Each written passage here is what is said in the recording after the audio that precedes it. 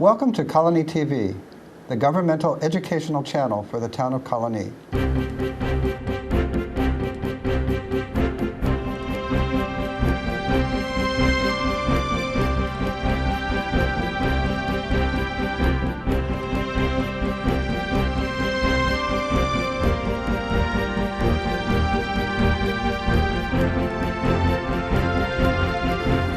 Hi, I'm Supervisor Paula Mahan, and welcome to Colonie Connect.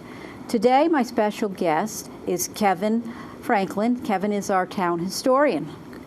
Hi, Kevin. Hello, Paula. Thank you for inviting me. It's great to have you here. We're going to talk about the Mohawk Towpath Scenic Byway. Can you tell our audience exactly what the Mohawk Towpath Scenic Byway is and when it was formed? The Mohawk Towpath Scenic Byway was formed in 2002, mostly by residents in Saratoga County, and it takes in all of the communities along the Mohawk between Waterford and Cohoes, all the way to Schenectady. And basically what it does is it follows the path of the Erie Canal and the towpath of the Erie Canal, and hence the name Mohawk Scenic Towpath. Okay, there are because a lot of people aren't familiar with it, so this is a great opportunity for our audience to learn about the byway, and it has a tremendous amount of history. And we recently attended a seminar on the byway, and learned a lot at that conference. That was really good. Maybe you could talk a little bit about the byway's purpose. The purpose of the byway is to, again, to bring knowledge to people about the importance of this byway, the history along it, the history of the water route itself specifically.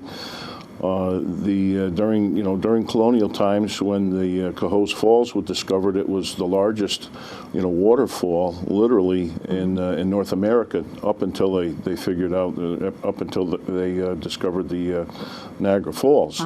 So the Cohoes Falls is a great landmark. It's the landmark for the northern boundary of the Manor of Rensselaerswyck. But that's a whole different topic. The Mohawk River is a great natural resource for those communities that border it, and as you well know, with the town park and the development that's taking place along the Mohawk right now, part of the purpose of the Mohawk Towpath Byway is to educate people, to try to work with the different communities who have got projects going on, development, whether it's demolition of things, to take a close look at it, and the way things are developed along the byway. And the term that's used in the title of the Mohawk Scenic Byway is the scenic view, the vista basically between Cohoes and Schenectady. There's some wonderful cliffs, shale cliffs along the area, very, very unique to the Mohawk, that's not found in other parts of the Mohawk River and the state. And of course, throughout the state, they can continue right on all the way to Buffalo. The Mohawk River, the Mohawk River Valley, was a natural break in the Appalachian Mountains, and it's often called the gateway to the West. When canals were first envisioned in this country in the late 18th century, the Mohawk River was recognized as being one of those areas, or about the only area really, that a canal could be put in to continue to open up the western frontier of the country. The biggest obstacle, of course, was the Cohoes Falls at that time. But the canal started in North Albany and ran up through what is presently the village of Menands today, and the city of Waterville and Cohoes, and then it crossed the Mohawk River at the Bout area of the town of Colonie into Crescent via an aqueduct, and then continued west towards Schenectady from there. Okay, and that's, is that part of the reason we're included when we talk about the Cohoes Crescent Road? Because most of the byway route is in Saratoga County. So I know we've talked in the past about some of the importance of the Cohoes Crescent Road, and it's needing to be reconstructed for various reasons. So why is that section of the Cohoes Crescent Road such an important part of the byway? A couple of reasons. The Cohoes Crescent Road, before the construction of the Northway and before the construction of alternate Route 7 and 787, the Cohoes Crescent Road, when you came up through Cohoes and up through the mills, past the mill district in Cohoes, the Cohoes Crescent Road it wound its way, and what it did is it wound its way along the towpath. It was built upon the towpath of the Erie Canal. Or the berm, rather, of the Erie Canal, separating the canal from the river itself. And it followed that all the way to where the aqueduct crossed the Mohawk River going into Saratoga County. The importance of the road, it's seen in recent years with the development of 787 and the Northway. It seems like whenever something happens, if there's an accident or whatever along alternate Route 7, much of that traffic continues north into Cohoes and then crosses the Cohoes Crescent Road into Saratoga County, eventually making its way to Route 9. It sees a lot of traffic for a small road that was built largely, I'm told, during the 1930s by the workers, the workers' protection. The road is very narrow, and one of the thoughts or one of the desires of the Mohawk Scenic Towpath is to try to do something with that road. And often it's found to be a place where people can conveniently dump tires and whatever, and I'm sure the highway department is well aware of some of the stuff that they've had to pull off of there. But to make the road into and the surrounding area, some of the thoughts were to create some scenic pull-offs where you could view the river, maybe some nature trails, widen the road if possible with a more friendly pedestrian and bicycle lanes. There was an analysis that was done for the Cohoes Crescent Road improvements here a couple of years ago, and everybody had gotten a copy of that. And there's a lot of good ideas in here, but there's a lot of a lot of things to think about, and a grant would be a way to approach that. Hopefully that's something that could be considered down the road. It would be nice to see so many of the good things that have been done in the city of Cohoes with the renovations of the mills and the mill district there, to try to continue that thought, that process of using the river all the way up to Route 9.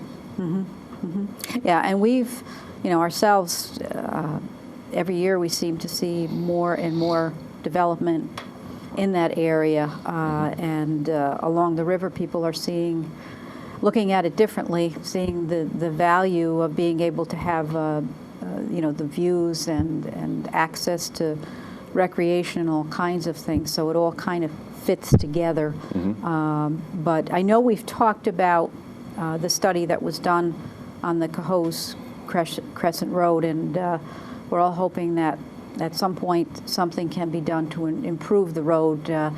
We were talking about, you say it goes back to the 1930s. The actual road composition is really, it's an old-fashioned way of building roads. Yep. I think you told me what it was made of underneath everything, and it really is old-fashioned.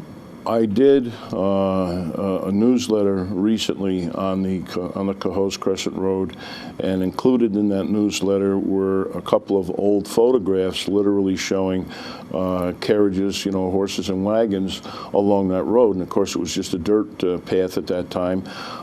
So when the road was put on top of that back in the 1930s, again, it wasn't designed to take the kind of traffic, that we see on the road today, and it gets beat up, pretty good. And there isn't much you can do with the way that the road winds and turns. It's a difficult. It's kind of difficult to look at, because if something is done with the road, there's a lot of different partners that have to be involved with this besides the town. You're talking about environmental conservation. You're talking the Canal Corporation. You're talking the various power companies, primarily the New York Power and Light, that has the facility up there. Just off Fonda Road, there's a tremendous amount of untold history. Currently, there's one historic marker sign for the Loudoun Crossing, which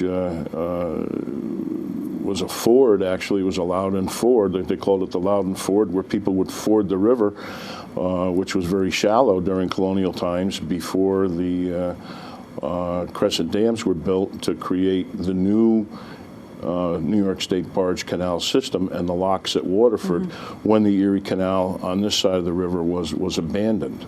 But the traffic still continued on the berm of the canal, because it was the only way, literally, to make your way between Cohoes and Crescent and the old Route 9 bridge after the aqueduct was torn down in the very early 1900s, and a bridge was constructed across the river. Well, I know we've been talking about it for a while, and with the members of the Mohawk Towpath Scenic Byway group, and it is something that we're looking at, because we know we have a certain window of time that the road really will deteriorate to a point where we won't be able to use it. So it is something that we're looking at, and we did have it was an engineering group that looked at that participated in the study. And so lots of different recommendations and information is included in the study. So it's great that was done. So that's one of the goals of the members of the Byway, the Cohoes Crescent Road reconstruction. What are some of the other goals that you'd like to see happen? They've looked at different spots along the river, between Cohoes and Schenectady. Proctor's has been a supporter of the Mohawk Towpath Scenic Byway. They had a display in their lobby down there. Many of the other communities share a lot of the history in the Erie Canal. There's a lock that has been refurbished in Clifton Park. There's also a Whipple Truss Bridge, and for anybody who's not familiar with Whipple Truss Bridge, they were invented by a fellow by the name of Squire Whipple, who constructed who designed a truss bridge, which was highly affordable and very sturdy, and they were used to cross all the canal, but primarily by farmers. When the canal split people's farms years ago, the farmers needed a way to get from one side of the canal to the other, and Squire Whipple had invented this bridge, and they were used throughout the canal system. Very, very few of them exist to this day, and one of these bridges was reconstructed in Clifton Park, and it's open to the public. public. It's all part of the byway. They have interpretive signs at various spots along the river, and I'll include Freddie's Park with that. And I believe you made a couple of recordings for their audio tour. People who are driving the byway can stop at the various places and listen to yourself or other supervisors or mayors of the city of Cohoes or Niskayuna or Schenectady or whatever, who have agreed to talk about the particular histories in their community.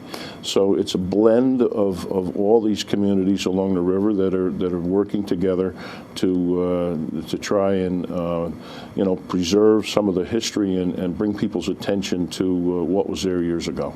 Yes, there are various kiosks at the different locations, and as you say, visitors can listen to the recording and really learn a lot about the whole byway. And so as you go from town to city, whatever, there's just a tremendous amount of history.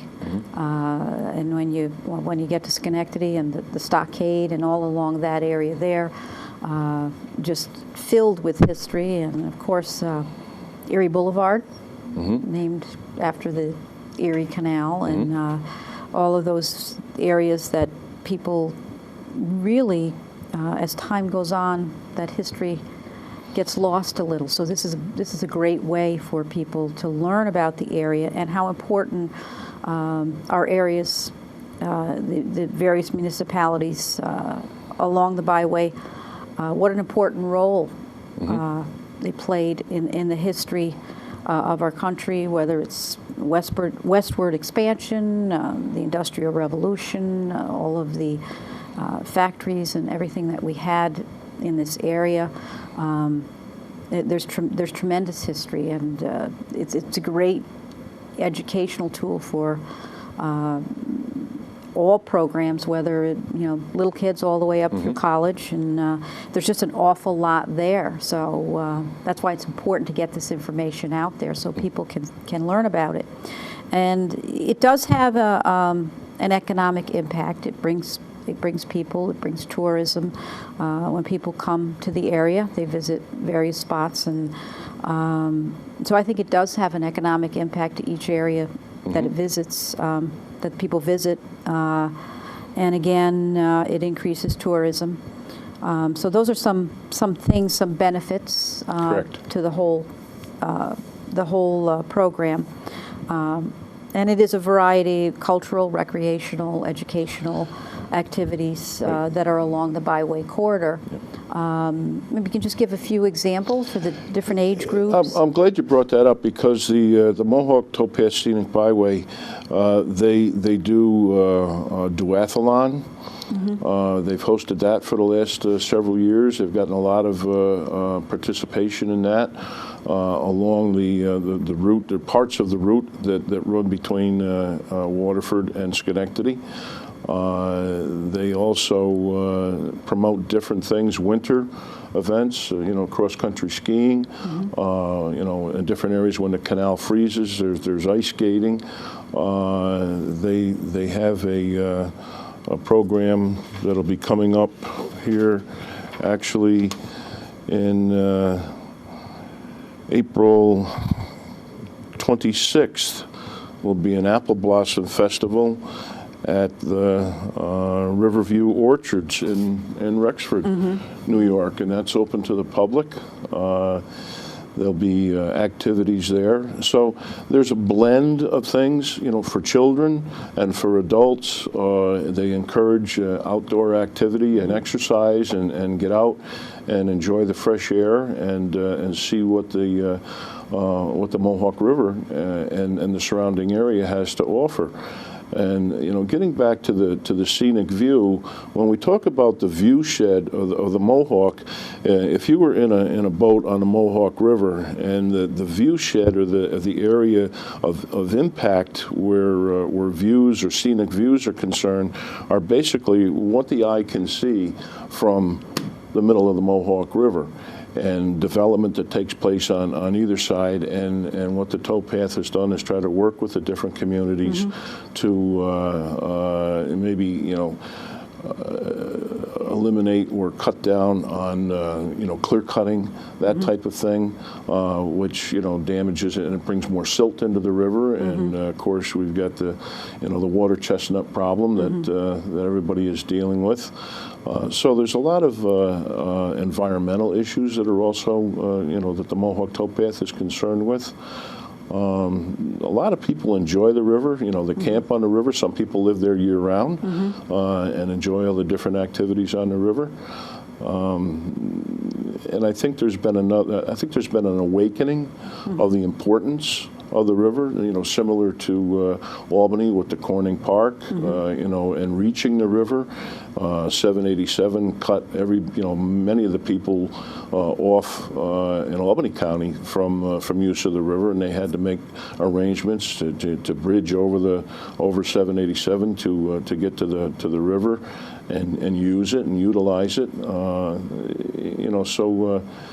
The communities along the Mohawk are very fortunate that they don't have that interstate highway separating them from the river itself. Now we have great access here in the town of Colonie, and of course the bike hike path runs right along the river, and you can bike for miles and miles and miles as long as you could possibly go. And we've tried to preserve some of the open space along the river where we had our old river or water treatment plant, and we've made that into just a passive area, so people could enjoy the views, sit down, have a little picnic, maybe look at some of the bird watching, or just to stroll along the path and see the activity that goes on along there. We had a vision and some options for what the community would like to see, and the community itself in that area wanted to see it kept passive so they could enjoy, the natural beauty, which that's what this is all about. And so, we do offer a lot right here in town to be able to enjoy things along the river. And again, we are getting more and more interest in the areas along the river. It's important for people to understand this part of our community, which connects with the neighboring communities, which ties in with the Mohawk Towpath Byway. So there's just a tremendous amount of history. And I know in seventh grade, the kids are learning about eighth grade rather, westward expansion, and what role our area played in westward expansion, and do a lot of time spent on studying the Industrial Revolution and what occurred in our area here, as well as throughout the state. And so there's certainly a lot of connections that could be made, and this is one that can add to the educational experiences that our kids get in elementary school and junior high school as well, and then can explore it as they go on. I would like to see the schools become, utilize some of the resources literally that the town historian's office has got.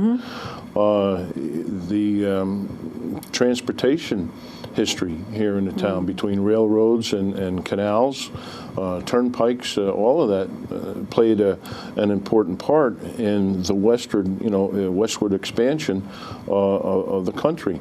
Many people who enjoy the bicycle path today that was built on the bed of the old Troy and Schenectady Railroad. Mm-hmm. And Troy built that railroad in answer to Albany and Schenectady Railroad earlier. You know, the commerce that took place between Albany and Schenectady, and Troy was sitting on the sidelines saying, we've got to do something, and they constructed that railroad. And the same thing happened in previous years when the city of Albany connected to Schenectady with the Albany and Schenectady Turnpike, or today's Central Avenue. Troy said, we've got to connect to Schenectady. And they constructed the Troy and Schenectady Turnpike, which is today's Troy-Schenectady Road. So the history of transportation in the town, between the rivers and the canal and the railroad and the roads and everything, is all very important to understand. And I think the schools should take advantage of that, and I would certainly be willing to help all the schools, you know, with that. There's photographs, there's documents, there's people who are willing to talk about it, who have conducted their own studies and their own programs. Our historical society often has programs at the library here where people come in and talk on these various topics, and we get a good play off of that, you know, and they're very, very interesting. No, I would certainly, you know, you've got an awful lot to offer in that area and a lot of other areas. I know whenever we have a question about something that occurred in the past in the town, we come to you, and sooner or later you find the answer. You've got just so many topics that you cover. That's incredible. It really is. You do a fantastic job with that. Thank you. And how many years back do you go as town historian? I think you did some also in Menands, right? I was appointed historian in the village of Menands in 1986. And when I retired from the Menands Police Department in 2003, I approached Supervisor Brazell at the time, and Gene Olton, who had been the historian for 30 years previous to that, had some health issues and mobility issues, and she basically told the town, it's becoming more and more difficult for me to try to do this job, and she thought it was time to retire. And it was at about that same time that I had 30 years in with the police department in Menands, and I applied for the job, and I got the job based on my experience with the historian as the village of Menands, and also I'm a lifelong resident of the town, and I was taken on as a historian in Colonie in 2003. Okay, so you've got quite a bit of time in, and as well, you do a tremendous amount of work with the Prine House. And there's a lot of history there, but I know you volunteer your time there, and we appreciate everything that you do there as well. So you could talk about just about any topic that comes up. I'm sure you could talk about it regarding the history of the town of Colonie. And if anyone does have questions or would like to set something up with you, can you give them a number to call or a website address? They can contact the historian's office at 782-2601, or they can email me at historian@colonie.org or franklink@colonie.org. And I will get those emails, and I'll try to get back to people as fast as I can. I just had a young man email me today looking for information about Hawkins Stadium for a school project, and I was able to email him, a series of photographs and some information and background of the place. Most of the time I can get that information out quickly, but sometimes it takes a little digging. Right. Well, you certainly accommodate a lot of people with their questions, I know, because we get a lot of questions about the town of Colonie. So I can't thank you enough for all that you do, and I know a lot of it is on a volunteer basis, and we really appreciate it. And thank you for being here today to talk about the Mohawk Towpath Scenic Byway. I think it's great to get some information out and awareness to the public about that organization as well. there certainly is an awful lot there for people to enjoy and to learn about. So we're just about out of time. So once again, thank you, Kevin. I appreciate you being here. And thank you for tuning in to Colonie Connect. Thank you.